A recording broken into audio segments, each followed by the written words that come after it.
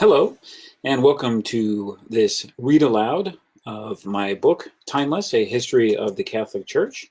My name is Steve Weidenkopf. I'm the author, and I'm happy to read to you an excerpt, actually, of this book. And before I do that, I just want to give you a little bit of a brief introduction of the book itself, and a little bit of the structure of the book, and how the book is put together, and set the stage really for the chapter that we're going to look at today in this Facebook Live session. So this book is a detailed narrative of the 2,000-year history of the Catholic Church.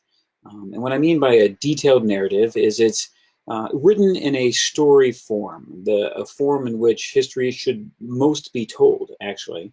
And it tells the story of the 2,000-year history of our church, of the actions of the men and women who have all come before us in faith.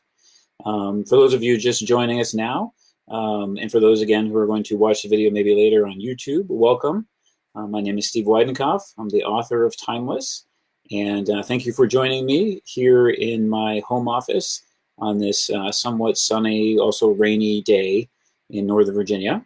And I was just giving a brief introduction of the book, what it's about, and the structure of it, before we get into reading the actual excerpt from the particular chapter that I've chosen.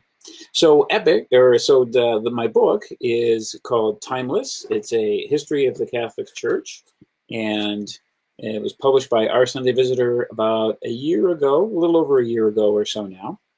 And what it is, it's a detailed narrative of the Catholic Church and the history of the Church. And it's, what I mean by detailed narrative is that I attempt to tell the story of the Church through this book in story form. So it's a narrative. It's linear. It starts at Pentecost and goes into the modern world. And I highlight the men and women who've come before us in faith, the actions of the men and women, and telling their story, in essence, which is also our story. And that's one of the things I try to bring out in the book, is that church history, really, when we study it, is the study of our family history. We believe as Catholics that we live in this communion of saints. We participate in the communion of saints. And so therefore, we really are a family. So those who have come before us in faith in years past and centuries past are really, in essence, our brothers and sisters. And so just as we would try to go forth and study our own family history, our temporal family history, so too we do that with our spiritual family, and that's what we do in church history. Also, it's, we have to keep in mind, obviously, that we're studying the actions of free-willed individuals, right? Men and women who have made good choices in life, men and women who have made not so good choices in life, just as we do even in our own day and age. So, we're going to see the great actions of those who have come before us, and we'll see not so good actions of those who have come before us. We'll see those who lived virtuously and those who participated in vice. And even at the highest offices of the church, we see that happen. So Timeless is written from a Catholic perspective. I'm a Catholic historian, and it's written from that perspective. It's not just a triumphalistic book, though. It's not a book that shies away from the issues or the problems or even the negative events of church history. I share it all, warts and all, so to speak. But when we look at those kind of difficult moments in church history, which we'll look at here when I read this excerpt from the one particular chapter, we have to keep in mind that we have to understand the historical context in which those events, those negative events, occurred, and try to understand why the men and women before us acted in the way that they did. So to give you that, before we get into the chapter, again, I want to give you just a brief structure of what how the book actually is put together. Covers all 2,000 years, as I said, from Pentecost to the modern day. And each chapter, there's 9 chapters in the book, each chapter begins with an opening quote that has a kind of roughly is about the main theme of what's in that chapter. It kind of sets the stage. And then after the opening quote, there's a little vignette, I call it, a little story that I try to tell about a main character in that particular chapter, in that time period of church history. And then after that, the chapter is broken into different sections so that you have an ability to, I like to call it, it's church history in digestible chunks. So it's an ability to see the, to read a book, to read the book, to put it down, and then pick it back up a little bit later if you want to, so you don't feel as if you're lost, right? It's an easier way, I think, in which to kind of digest the massive amounts of material that exist in 2,000 years of church history. There's a lot of material. So to break that down in an easier way, I break it into sections. So to set the stage for this particular chapter, we're going to read an excerpt from chapter 6 today. It's a chapter called The Family Weakens, Prelude to Division. And leading into this chapter principally covers the 14th century. And leading up to the 14th century, though, is the time period that some historians have called the glory of Christendom. This is the time before this chapter, the time leading into this chapter, is the period of the Gothic cathedrals. It's the period of the Crusades. It's the period of the rise of what's known as the mendicant religious orders, the orders that beg, so St. Francis, St. Dominic. It's the age of intellectuals, the great scholastics in church history. People like St. Albert the Great, St. Bonaventure, St. Thomas Aquinas, these people, they're all living during this time of the glory of the Crusades, or the glory of Christendom, rather, which predates this chapter that we're going to look at today.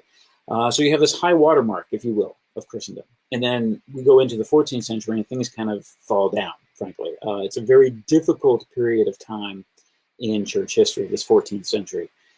It's a period of time where you have major issues in the papacy. This century, rather, is one of the least understood and least well-known centuries in church history, which is unfortunate because this is a century, rather, that we really need to know in order to understand what happens later. The events of church history that happened in the 14th century really set the stage for the later 16th century Protestant revolution against the church. So if we want to understand why Luther, Calvin, and Zwingli did what they did, we really need to understand the 14th century. And there's two events that happened that we'll look at here in the book, in the read aloud that I'm going to do in a minute, is you have the Avignon Papacy, when the residence of the popes actually moved from Rome to France. And then you have the Great Western Schism, where at one time there were 3 men claiming to be pope. Now, there was only one validly elected pope during that whole time, but there were 3 men claiming to be pope. So we had a series of anti-popes as well. And that causes great perturbation and friction and problems in the church's history. This is also a time that is relevant for us, at least this 14th century, in terms of this is the age also of the Black Death. What later becomes known as the Black Death, what contemporaries called the Great Pestilence or the Plague. So we'll look at that as well. So with all that background and all that ado, let's go ahead and get into our book here. We're reading from Timeless, A History of the Catholic Church, published by Our Sunday Visitor. And we're beginning with chapter 6, Prelude, The Family Weakens, Prelude to Division. So here's our opening quote. I have heard here that you have appointed the Cardinals. I believe it would honor God and profit us more if you would take heed always to appoint virtuous men. If the contrary is done, it will be a great insult to God and disaster to Holy Church. Catherine of Siena to Pope Gregory XI. And here's the vignette of the chapter. Born to a large family midway through the 14th century on the Feast of the Annunciation, the young woman suffered loss early in her life. Her twin sister died in infancy, and 12 of her 23 siblings did not live to see adulthood. Her family wanted her to marry when she reached maturity, but she refused because she was drawn to the Dominican life as a tertiary. The young woman loved God, the poor, and most especially the sick. She cared for the sick throughout her hometown, even those with leprosy, and made an effort to bury the dead. She received locutions from Christ and visions of the Lord, St. Mary Magdalene, St. John the Beloved, Saints Peter and Paul, St. Dominic, and the Blessed Virgin Mary. She became renowned throughout Christendom for wisdom and holiness. People from the rich and powerful to the lowly wrote letters to her. She dictated responses initially until 3 years before her death, when she learned to write in a miraculous manner. Kings, dukes, princes, and popes received her letters. Had these men heeded her advice, distress and suffering to Christendom would have been avoided.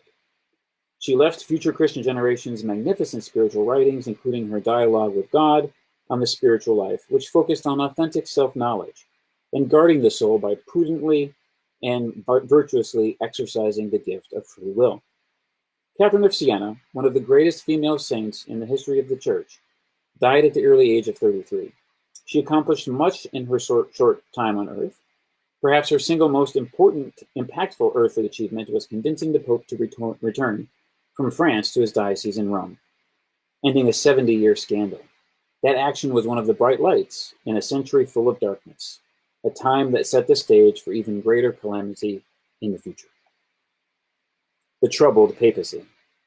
The 14th and 15th centuries witnessed terrible tribulation for the Church generally and the papacy particularly. Events that occurred in these centuries laid the foundation for the later Protestant revolt and the great fractioning of Christendom in the 16th century. Many popes in this era were preoccupied with the temporal exercise of power and affairs of state, rather than the spiritual health of the Church.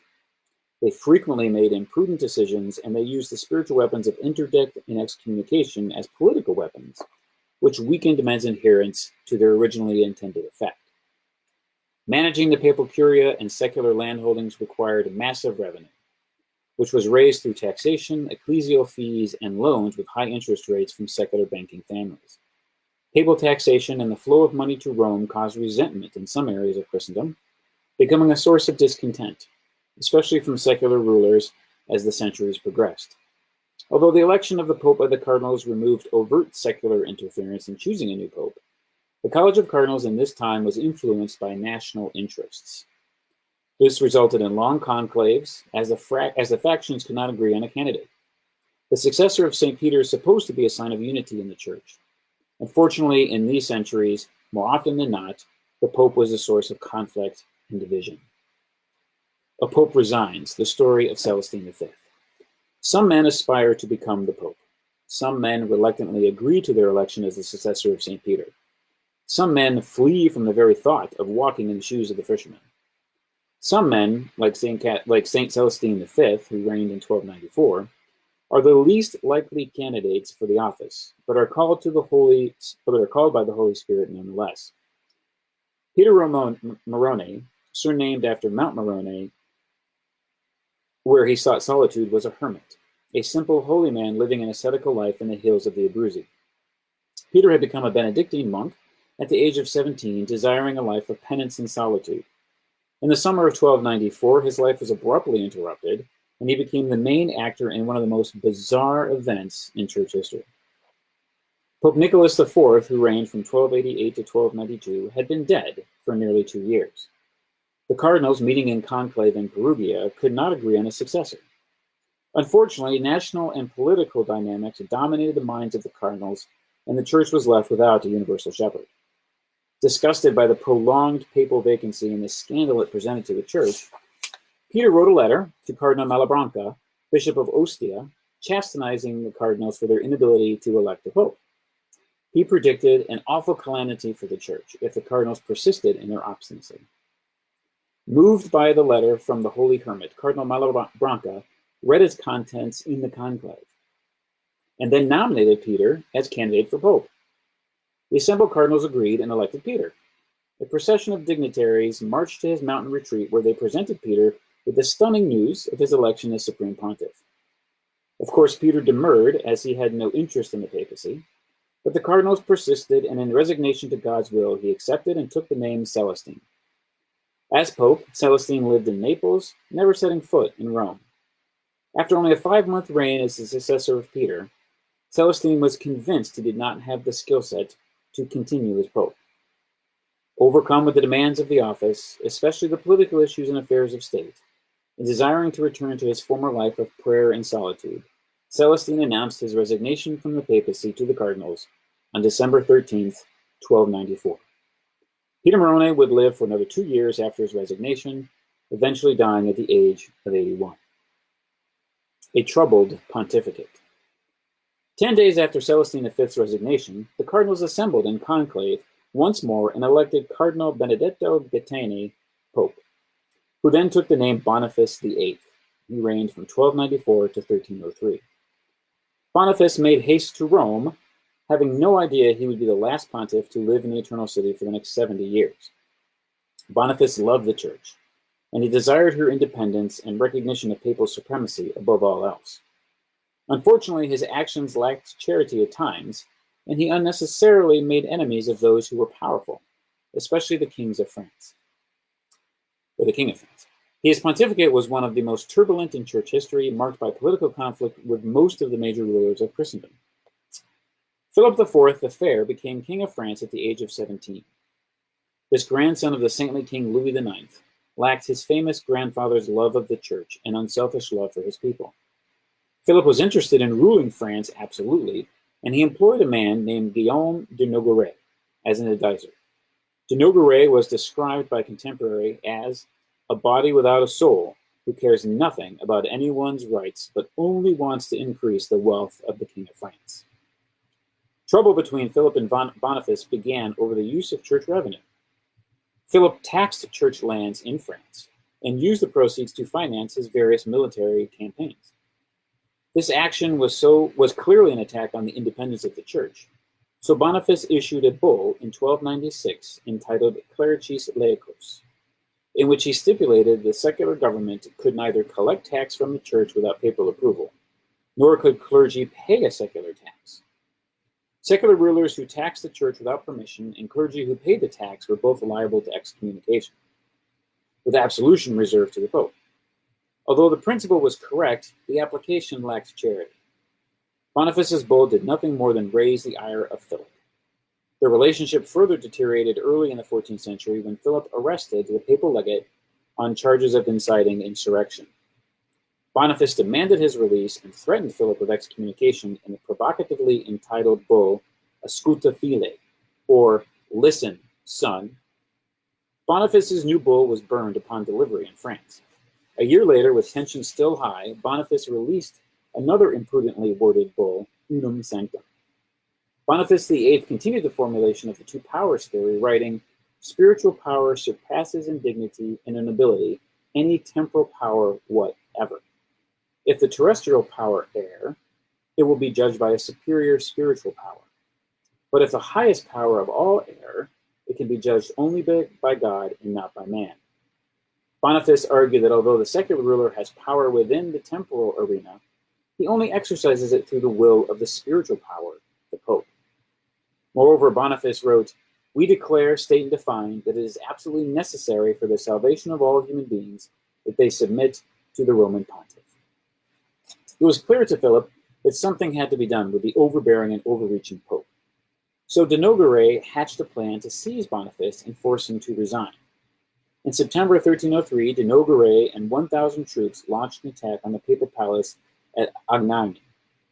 The attackers broke through the defenses by evening and rushed into the Pope's room, where they were greeted by a defiant Boniface, who said, "Come forward, strike my head.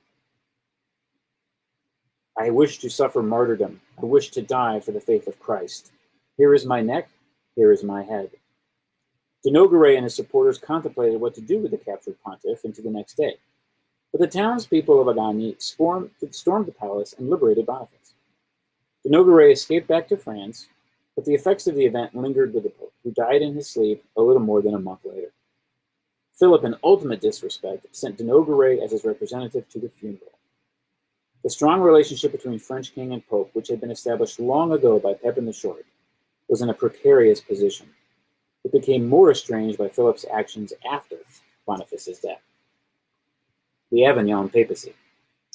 Boniface's pontificate was followed by the brief reign of Blessed Benedict XI, who reigned from 1303 to 1304, who died mysteriously the day before he intended to excommunicate Guillaume de Nogaret. King Philip did not want another Boniface elected to the papacy, preferring a weaker candidate who would be more receptive of the persuasion of the French king and his policies. Philip was delighted when the Cardinals elected the Archbishop of Bordeaux, Bertrand de Got, who took the name Clement V. He reigned from 1305 to 1314. Clement V was a weak leader and easily manipulated. King Philip made it clear to Clement that he desired the Pope to follow 3 courses of action, all of which favored the French monarch. Philip demanded Clement place Boniface VIII on trial for heresy, in a shocking reenactment of the 9th century Synod of the Corpse. He also wanted the new pope to condemn the Knights Templar in an effort to confiscate their wealth and land holdings in France. He asked Clement to move the papal residence from Rome to France. Clement agreed to all three requests. He opened proceedings against Boniface VIII, though he dragged his feet through the process, postponing several hearings due to stomach aches and nosebleeds. Clement was no fool and recognized the show trial for what it was, especially when de Nogaret was given the role of chief prosecutor. Philip did not wait for Clement to act against the Templars. On October 13, 1307, the king ordered the arrest of all Templars in France. He had no authority to do so, as the Templars were an ecclesiastical organization and subject only to canon law. Philip ordered a royal investigation of the order. He tasked de Nogaret with determining whether the Templars denied Christ, spat on crucifixes, worshipped idols, and practiced sodomy. Eventually, Clement ordered an ecclesial investigation as well, which culminated in the suppression of the order at the Ecumenical Council of Avignon in 1311. Philip's goal was partially realized. The Templars were no more. But the Pope did not pass judgment on their guilt or innocence, and gave their property to the hospitallers. Philip cruelly kept the last master of the temple, Jacques de Molay, who was godfather to Philip's son, in prison for several years, before ordering his execution at the stake in 1314. Philip's desire for Clement to move the papal residence to France was designed to allow the French king to access and pressure the pontiff. In 1308, Clement announced to his cardinals his intention to transfer his residence to the south of France, where he arrived in the spring of 1309. He established his court in the city of Avignon, which was legally a possession of the papacy and not an area controlled by the French monarch. The move was not intended to be a permanent relocation.